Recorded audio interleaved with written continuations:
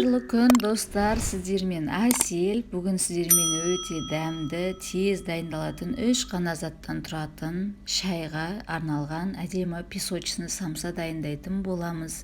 Видеоны соңына дейін қараңыздар. Каналға тіркеліп, лайк басып, комментарий жазуды ұмытпаңыздар.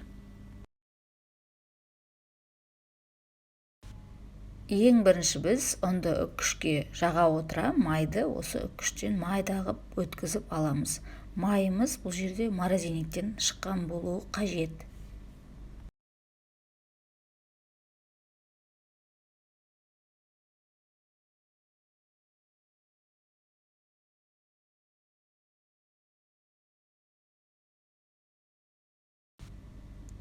Жақсылап араластырамыз май мен ұнды. Бізде құм сияқты консистенция болуы қажет, үгітіліп тұрады осылай ұнымыз.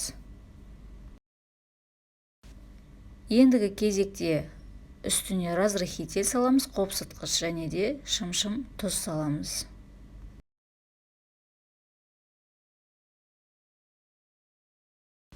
Содан кейін бір жұмыртқамен қаймақ, сметана, магазиннің қаймағы да бола береді. Салып, жақсылап енді прямо әдемі қылып араластырып, қамырды жұмсақ қылдырып илейміз. Бұл жерде айта кететін жайт, егерде қамырларыңыз бірікпей жатқан жағдайда кішкене сметан болмаса майонез қосып жіберсеңіздер болады. Өте жұмсақ, әдемі қамыр шығуы қажет.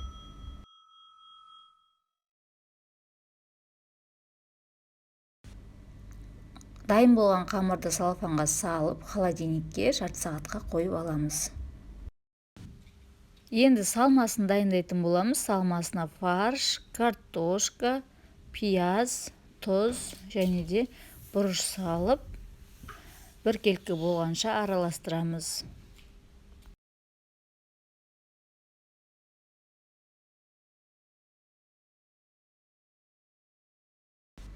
Ендігі кезекте қамырды жаямыз. Ұнды көп себудің қажеті жоқ. Үлкен қылдырып та жаймаймыз, кішкене жайсақ жеткілікті. Одан кейін трубочка қылдырып ораймыз.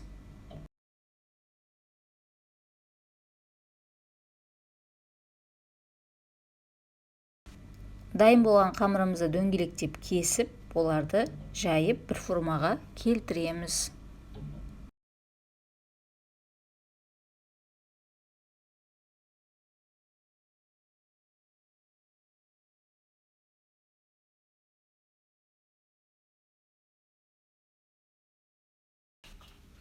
Жайып алған қамырларымызды енді түйетін боламыз. Мен 3 бұрыш қылдырып емес, жан жағын, яғни бүріп түйдім. Сіздер өз қалауларыңызға қарай 3 бұрыш қылдырып жасасаңыздар да болады, формасын әртүрлі қылып жасай беруге болады.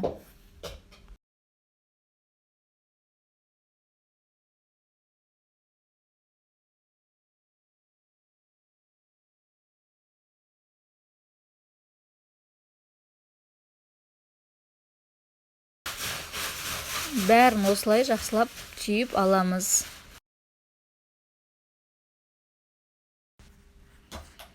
Дайын болған қамырымыздың бетін жұмыртқамен мен кішкене сүт қосып араластырып, жағып шықтым. 180 градуста 25 минут пісіріп аласыздар.